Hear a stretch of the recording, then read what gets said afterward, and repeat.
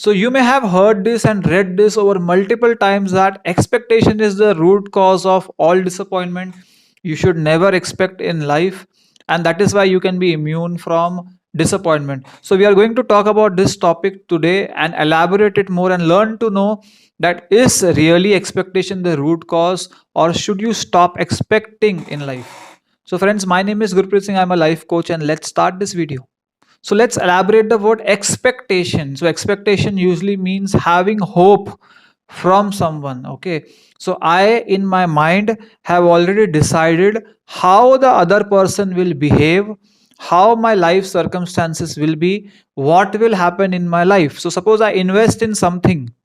So I have already pre-decided the outcome that I will get this much of profit or I will get a huge profit. And suppose I don't get that profit, then I get disappointed. Okay, a mother or a father will have a certain expectation from their children that they will behave in a certain way or they will score this many marks. If they don't do that, then there will be disappointment. A boss has expectations from the employee, and employee has expectations from the boss. In a relationship, a husband has expectations from his wife, that how an ideal wife should be, and the wife has certain expectations from the husband, and that expectations are not met with, so there will be disappointment. So do we mean to say that expectations are the root cause of all our problems, all our suffering, all our sorrow? Okay, so let's elaborate more. Okay, so suppose let's divide expectations into two parts. Okay, realistic expectations and unrealistic expectations. Okay, a parent hoping that his or her child will get marks more than the neighbor, or maybe more than 90% or more than a particular amount. Okay, could be it is an over expectation or a unrealistic expectations. Now if the parent has this particular hope or expectation that the child will study in a proper way, will do his or her best, and whatever comes or whatever is the outcome is a good outcome. So it means being neutral in terms of expectation can be a realistic expectation. Similarly, husband having this expectation that my wife should always cook, my wife should stay at home, my wife should never work, my wife should not hang around with her friends, she should be an housewife, she should respect my parents in a certain way, she should speak in a certain manner. Some can be realistic expectations, some can be unrealistic expectations. Now, with respect to disappointment, there are two causes of disappointment. First is, as I told you, the expectation could be an unrealistic expectation. Maybe I'm aiming too high. Maybe I'm setting unrealistic goals or unrealistic outcomes. Second is, maybe I'm not trying too hard in my life, or I'm not working hard enough in my life. And a disappointment is also a direction in some way. So maybe you don't get a particular result or marks in your examination. It's a direction which is telling you to study better next time, to get rid of the distractions in your life, to plan your life consciously. Or maybe someone faces a business failure. This disappointment can also give him this direction to analyze his business strategies again, to reframe things in his business, to retry with a different perspective. One more problem with expectations is that when the expectations are from my own self, that I expect myself to do this, I expect myself to achieve this goal. So this is still logical and rational in some way, because I can control my parameters, what goes in, what comes out, how much I'm working hard towards the goal, or what should I actually do to achieve this goal. So I can tweak a little bit in my life because I am in control of my life. Okay, suppose I have these expectations from some other person, maybe it's my boss, maybe it's my wife or my husband or someone else, or a dear friend. So I am expecting something from someone who has an individual brain, who has an individual thought process, who has the complete freedom to take his or her decisions, to make choices.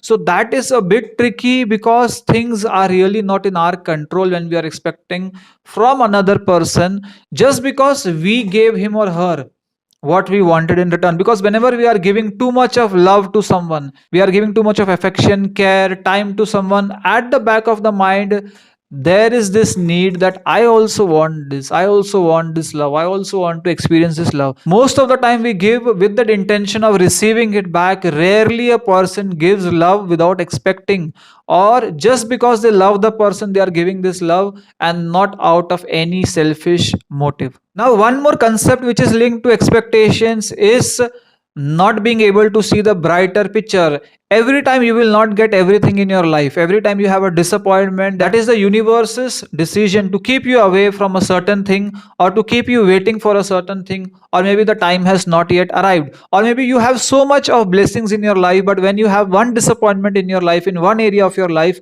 you completely paint your life as being good for nothing. You have to also see the good side of your life. That so whenever you see disappointment in your life, you have to make sure that it is just a small part of your life. Other areas of your life are still flourishing. So the big question is that should you avoid expectations in your life? Should you stop expecting from life, from areas of your life, from people in your life? The answer is straight away no. If you are not expecting in your life, then maybe you are not alive at all. Why? Because when you sleep at night, you are expecting the sun to rise. Okay. When you have a bad day today, you are expecting the other day to be slightly good, slightly better. If you are having poor health today, you want the another day to be of good health. So you are expecting these things. Now expectation is also linked to your motivation. Expectation is helping you being motivated to do in your life, to achieve in your life, to try something in your life, to keep going in your lives. So people without any expectation would also be without any direction, without any goal, without any aim in their life. So eliminating expectations is not possible, and also not the right thing to do. So how to strike a balance? Number one thing is that whenever you have a reality of yourself, and a perceived reality of yourself, or a definition of the ideal you, your ideal life, your ideal life partner, and when you have that this should be your life partner, this should be your life, this should be your goal, this should be your business, this should be your career, this should be your bank balance, or your car, or your bungalow, you are already tying your efforts to expectation and then disappointment. So don't set an unrealistic parameter of areas of your life, of perfectionism, of ideals, of do's and don'ts, or shoulds of your life. This will lead you more towards disappointment.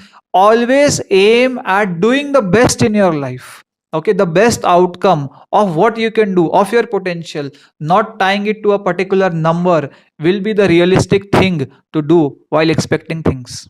So throw out the perfectionist inside you, because we all are human beings, we all have flaws, we all are learning from our mistakes. Even our lives cannot be perfect or programmed, or cannot be robotic in nature, nor can be the behavior of other people in our life. So stop expecting unrealistic things, and it will never lead to disappointment.